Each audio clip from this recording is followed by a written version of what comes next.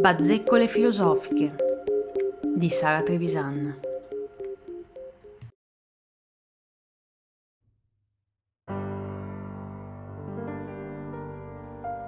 Perché sei triste? Chiese lei al pazzo. Non lo so, e devo dire che non mi interessa saperlo, rispose lui fra l'infastidito e l'annoiato. Non vuoi fare qualcosa per tirarti sul morale? No. L'unica cosa che sento di voler fare è scrivere. Scrivere è ciò che mi viene più naturale in questi momenti, concluse l'uomo con risolutezza. Dall'altra parte vi fu una pausa di silenzio. Scrivi per far sapere agli altri quello che provi? Domandò nuovamente l'altra. No, non ho mai avuto questo desiderio, proseguì il pazzo. Gli altri non mi interessano. Scrivo per necessità. Scrivo per dimostrare al me stesso del futuro che oggi, per qualche strano motivo, ho provato qualcosa, ho pensato qualcosa.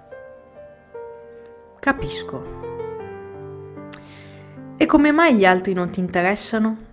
Il pazzo accavallò le gambe e stiracchiò le braccia dietro la testa per prendere un po' di tempo e cercare la risposta.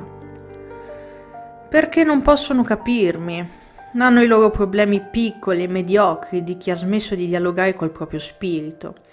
A loro appaiono grandi e complessi, degni di molta attenzione, ma per me, che possiedo la misura di tutte le cose, non possono che avere poca importanza. La misura di tutte le cose? Cosa intendi?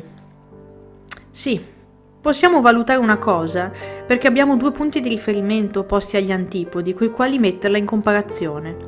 Ebbene, è come se io possedessi riferimenti corretti, assoluti, oggettivi, mentre gli altri no. Così sono costretti a sguazzare in un certo relativismo di giudizio, perché hanno dei riferimenti errati. L'altra non disse più nulla, forse era entrata in una pausa riflessiva.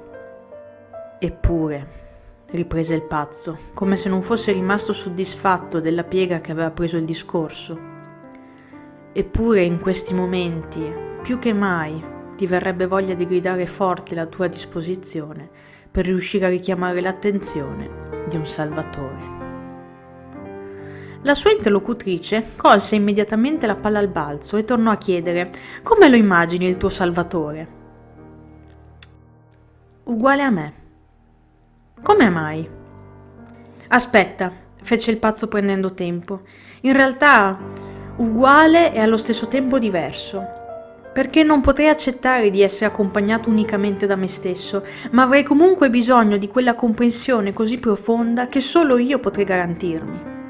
Sai, in questi momenti immagino sempre i volti delle persone che conosco e verso le quali mi piacerebbe tendere la mano. Confesserei loro: mi sento triste. Non per ricevere pietà, che proprio non ne ho bisogno, e nemmeno per sentirmi ripetere che esistono persone che stanno peggio di me. Cosa vuoi che me ne importi di loro?